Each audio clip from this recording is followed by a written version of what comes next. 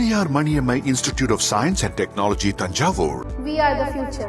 கன்னியாகுமரி மாவட்டத்தைச் சேர்ந்த பிரேம் என்பவர் கடந்த 2018ஆம் ஆண்டு சென்னையில் ஜிம் நடத்தி வந்துள்ளார்.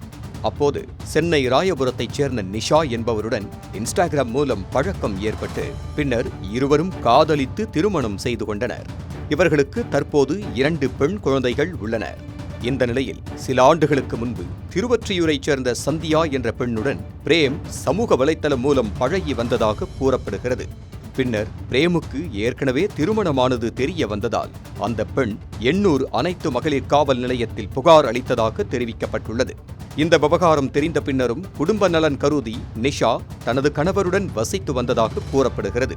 ஆனால் பிரேம் தொடர்ந்து சமூக வலைத்தளங்கள் மூலம் பல பெண்களுடன் தொடர்பு வைத்திருந்ததாகவும் அண்மையில் வாணி என்ற பெண்ணுடன் ஏற்பட்ட தொடர்பு காரணமாக தன்னிடம் மிரட்டல்கள் வந்ததாகவும் நிஷா குற்றம் சாட்டியுள்ளார்.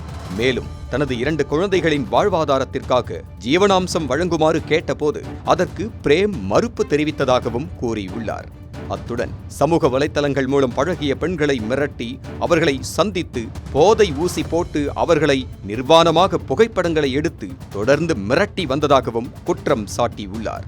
அதேபோல் தன்னையும் தனது 2 மகள்களையும் கடுமையாக மிரட்டியதாகவும் மனைவி நிஷா தனது புகாரில் தெரிவித்துள்ளார். இது தொடர்பாக ராயபுரம் காவல் நிலையத்தில் புகார் அளித்தும் உரிய நடவடிக்கை எடுக்கவில்லை என குற்றம் சாட்டிய மனைவி நிஷா வண்ணாரப்பேட்டை துணை காவல் ஆணையர் அலுவலகத்தில் மனு அளித்து நடவடிக்கை கோரியுள்ளார்.